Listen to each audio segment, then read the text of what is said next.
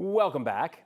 If you don't know her, you certainly know her stories, and you have certainly heard her name. Our Anne Herbst is a longtime 9 News employee and our director of visual journalism. Yeah, this year she received a life-changing diagnosis, and now she is brave enough to open up about it with us today with the help of our 9 News health expert, Dr. Payal Kohli, of course. So Anne, let's start with you. Can you kind of take us back to the beginning? This was April, you were saying? April Fool's Day. Are you serious? Isn't that all days. fantastic?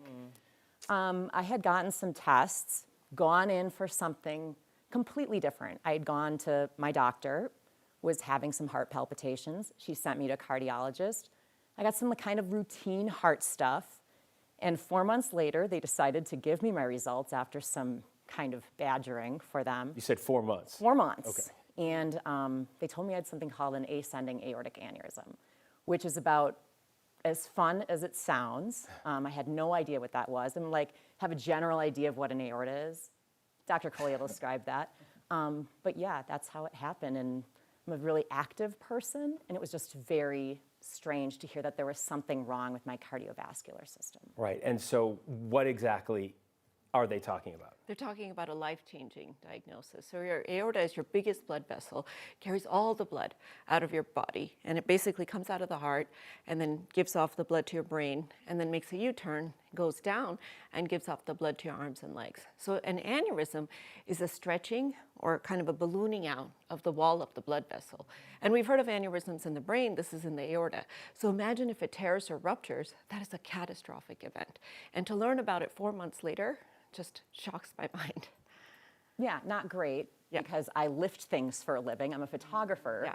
I lift 100 pounds a day, and then I was told 20 pounds, that's your max. Are you serious? And I had been doing that my whole career. And not only is she not going to be able to lift, she's not going to be able to do Pilates or planks or push-ups or pull-ups or anything that causes you to strain, because that puts stress on your aorta. She's going to have to watch her blood pressure like a hawk, and she's going to have imaging to see how fast it's growing, because the way we decide whether to fix it, because we're worried that it might tear or burst, is based on how quickly it's growing and how big the absolute size is. And how do you process that as an active person? You know, the picture to me of what it means to live in Colorado, you're always out there. How do you process what she's saying? Yeah, I'm the most generic Colorado person you've ever met, right? wouldn't call you do all I am doing all the things. It wasn't great at first, but I have a really good team of doctors now who have never told me not to get out and exercise. And I hear horror stories of people who have this, whose doctors say, sit on your couch, and I can't imagine what my mental health would be like if it weren't for my team telling me, you'd be nuts not to go out and keep doing your thing. Just be a little more careful than I used to be. You mentioned mental health. I'm curious because I had some experience with a terrible medical issue about a decade ago that was almost life-changing.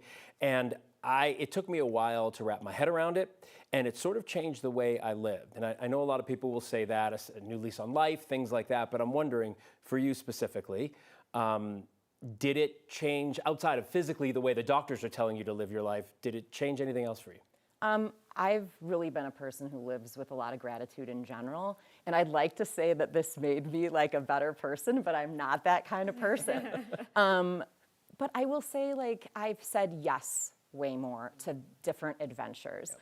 But I will not say I feel grateful for having this diagnosis. I'm glad I know about it because that keeps me safer. What you don't want is for this to do something crazy and then you end up in the hospital. The results are way worse than if I have a planned surgery, which is what that's going to happen. I'm going to have a planned surgery. That is the next step? I hope so.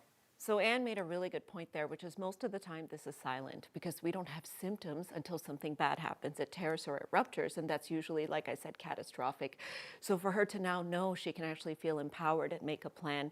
We are going to wait and see how her aneurysm grows because she's not quite at the criteria yet to have surgery. But because she's so young, we expect that during the course of her life, as we age, our skin gets stretchy, our blood vessels get stretchy. We expect that the aneurysm may grow.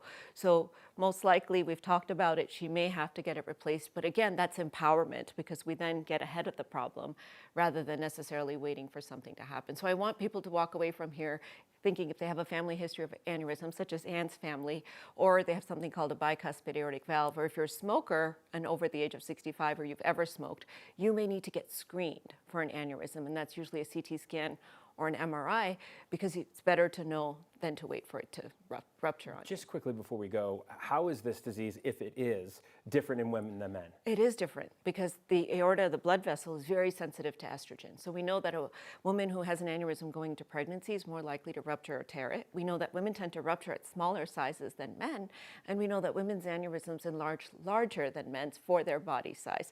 So it's almost a worse disease in women, even though it's less likely to happen, but when it happens, it can have a more significant prognosis. So as Anne goes through life, goes through her transitions of menopause and such, we'll definitely have to watch her aneurysm very carefully. Wow.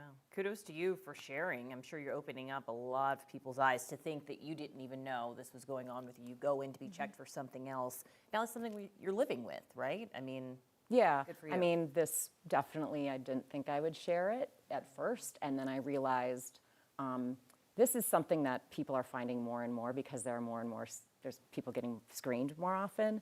And so I just wanted people to know this is what it is, and you can live a good, full life. I mean, I was just out this morning hiking, did a 4-mile hike before I came in. I mean, it's like 80 degrees out, so duh.